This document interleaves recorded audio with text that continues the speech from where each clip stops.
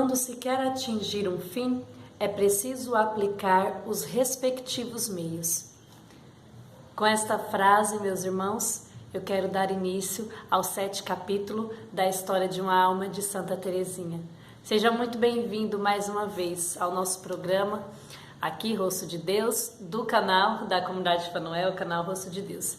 Que bom que você tem perseverado conosco, que bom que nós temos dado continuidade ao nosso crescimento espiritual, por meio de tantos materiais que a comunidade tem produzido.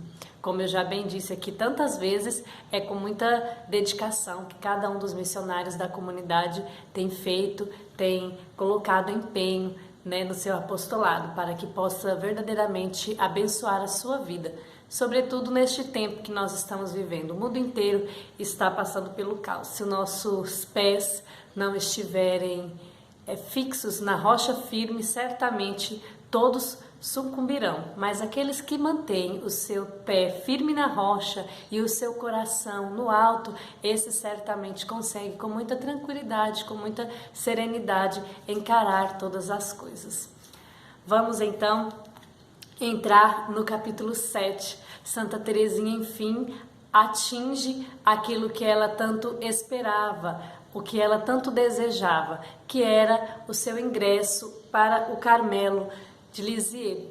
Ela desejava ardentemente se tornar religiosa, mais claramente com a entrada da sua irmã Maria. Ela compreende que é o Carmelo, da sua irmã Paulina, foi a sua primeira irmã que entrou para o convento.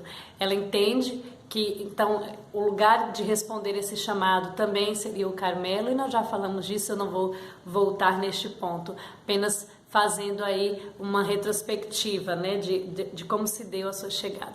Ela ingressa então ao Carmelo em 9 de abril de 88. Então vocês devem imaginar como estava o coração, a mente de Santa Teresinha.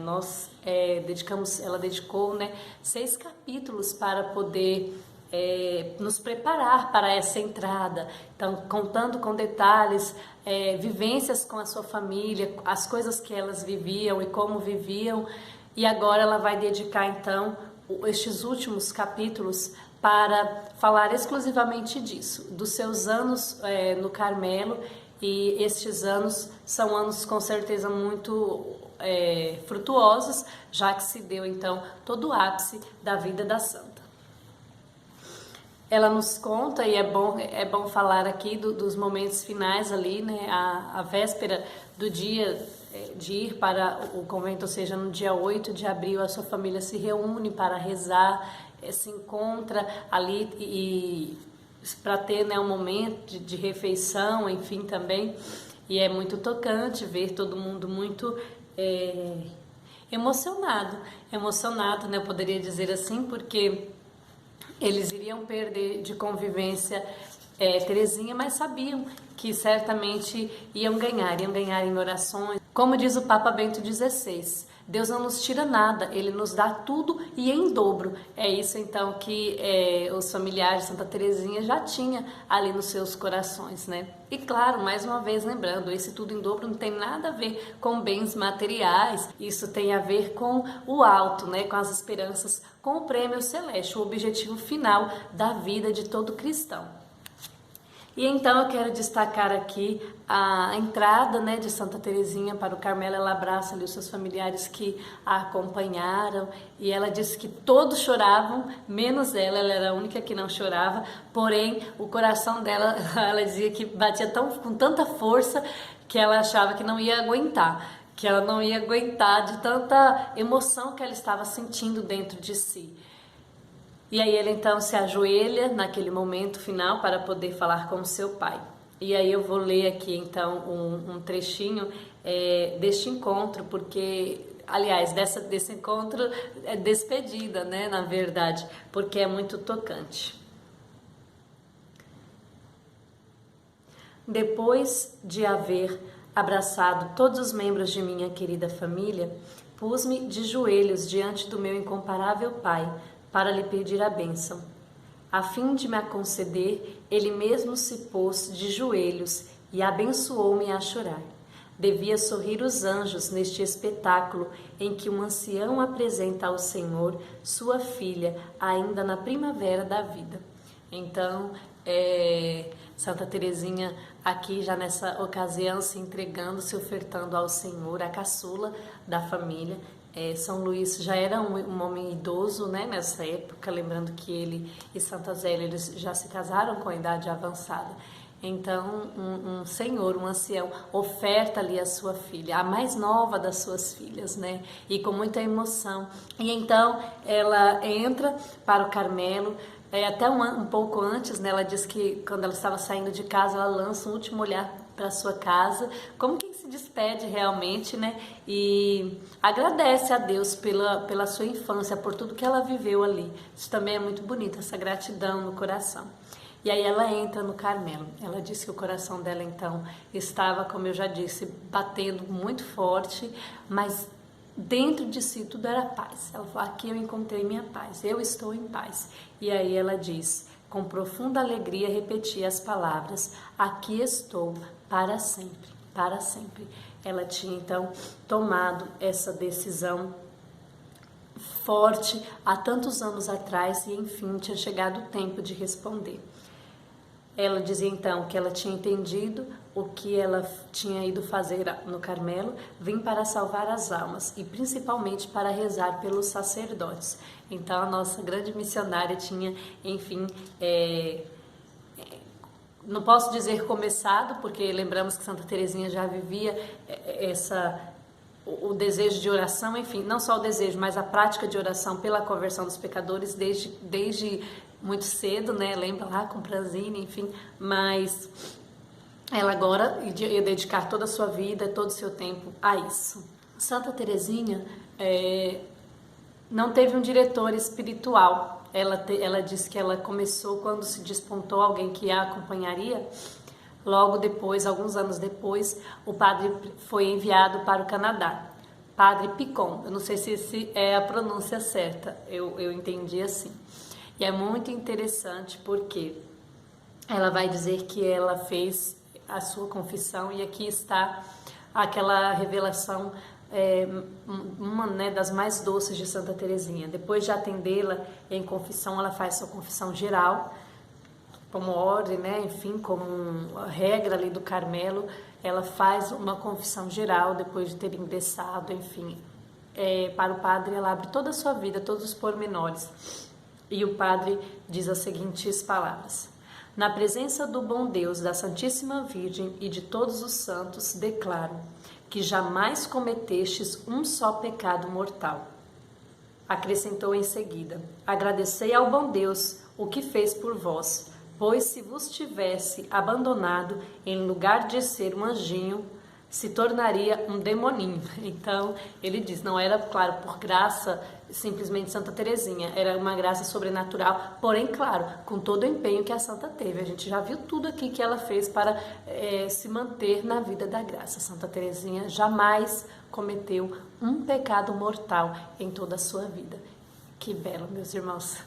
Quem dera nós pudéssemos ter a mesma graça, mas não vamos aqui também nos lamentar, vamos olhar para frente, o que nós ainda temos a viver, o que nós ainda podemos viver e como podemos viver, isso é o mais importante, né? O que ficou, ficou, faz parte da nossa história para nos lembrar de onde nós saímos, mas também para que nós olhemos e possamos dizer: Senhor, eu não quero ser jamais como eu fui há tempos atrás, se o seu passado for de amargura ou longe do Senhor, eu quero me lançar para frente. E também se foi de virtudes o seu passado, sempre há o que melhorar, sempre há o que avançar na vida espiritual.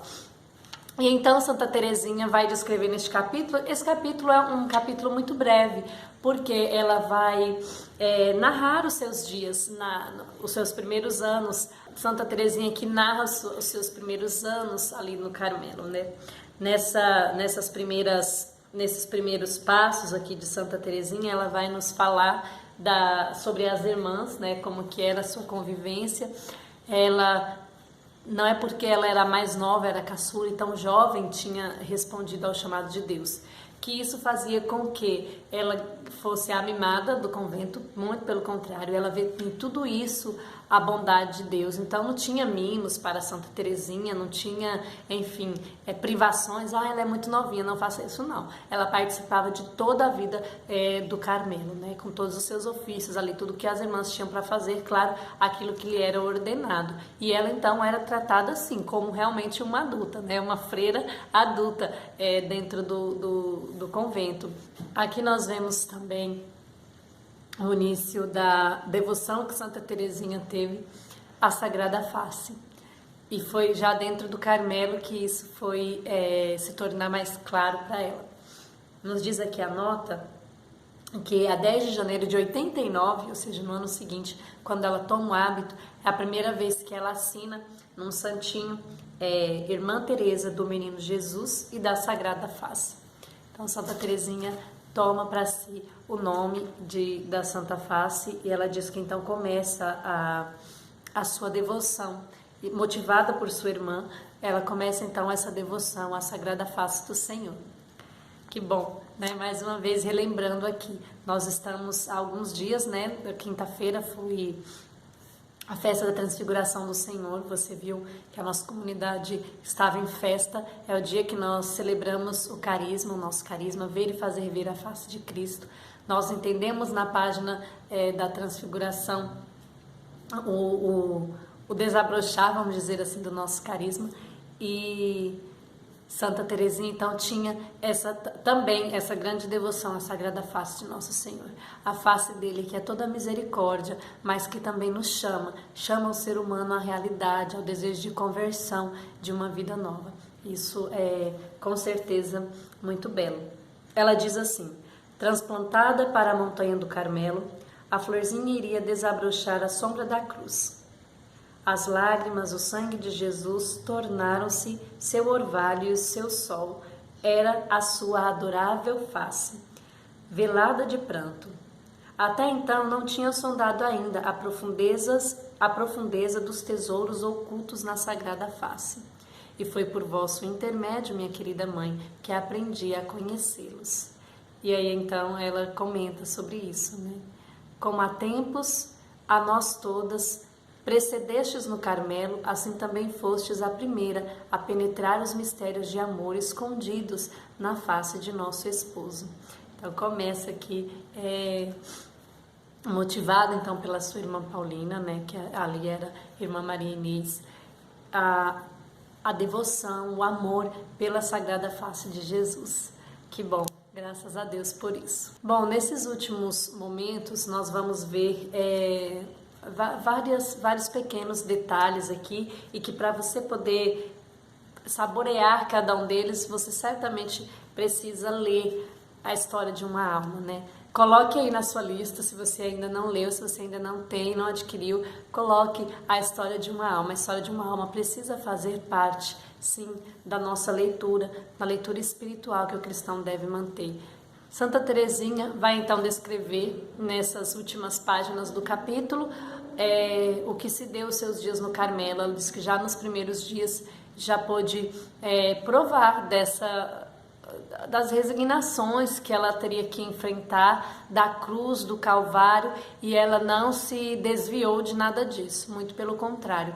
Ela sabia que precisaria sofrer, mas ela sofreria tudo por amor a Jesus. Santa Teresinha não tinha horror ao sofrimento quando ele era para que pudesse santificar. Então ela vivia tudo isso com muita serenidade. Santa Teresinha então fica ciente que a doença do seu pai tinha se agravado. Seu pai desaparece por 3 dias. Ele some de casa. Celina e Leônia, que tinha então voltado do convento, estavam cuidando dele, juntamente com o tio de Santa Teresinha, né, o irmão de Santa Zélia. E numa certa tarde ele sai para passear e simplesmente desaparece e fica assim sumido por 3 dias. Aí o desespero de toda a família, enfim, São Luís começa a dar sinais mais graves da sua doença. Ele já tinha assim apresentado algumas coisas. Santa Teresinha diz que na viagem ele demonstrava muito cansaço, ele ficava realmente né, demonstrando vários sinais de que não estava tão bem assim. Mas, enfim, achavam-se apenas que seria o peso da idade. Mas não, São Luís começa, então, a ficar muito debilitado. São Luís precisa ser, então, internado, né? Ele perde a lucidez e ele precisa ser internado. E ele vai, então, ficar, né, o resto dos seus anos lá. É tanto que Santa Teresinha, quando professa os seus votos, ela já é órfã, mas ainda nós vamos chegar lá.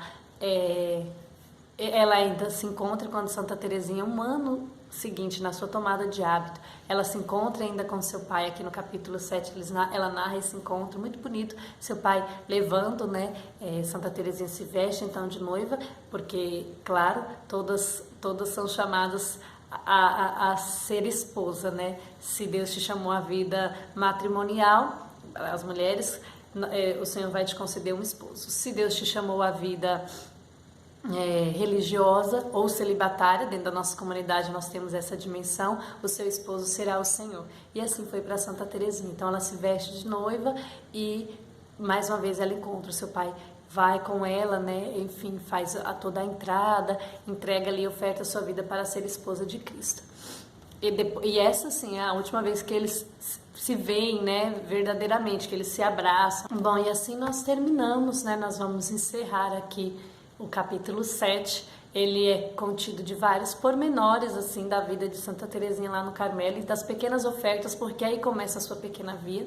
Ela ainda não fala disso, assim, com essas palavras, mas aqui começa com cada, enfim, reprovação que ela tinha, quando ela se descuidava de alguma coisa, não sabia fazer direito, quando ela fazia coisas que ninguém ia saber, por exemplo, as suas irmãs saíam apressada da capela, do momento ali de oração, e deixava a capa que elas usam por cima para esses momentos litúrgicos, e deixava ali de qualquer jeito Santa Teresinha lá, dobrava, enfim, ela fazia pequenos gestos que não eram perceptíveis aos olhos humanos, mas que tinha grande apreço diante de Deus, né? E esses são os mais valiosos, não são as grandes obras que nós fazemos, enfim, mas aquilo que nós fazemos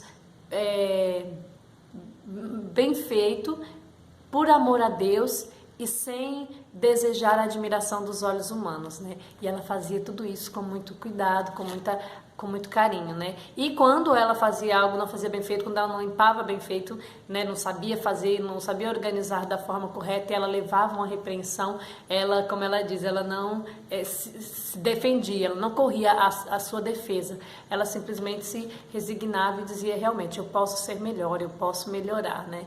E assim nós vamos vendo, então, os traços, né, de santidade dessa grande santa. Eu vou encerrar por aqui o capítulo 7, mas nós iremos ainda ver muitas outras coisas maravilhosas. Nós iremos agora entrar na parte, né, que Santa Teresinha, enfim, faz a sua profissão, os seus votos, e como ela começa a dar os primeiros sinais ali da sua doença, da sua enfermidade.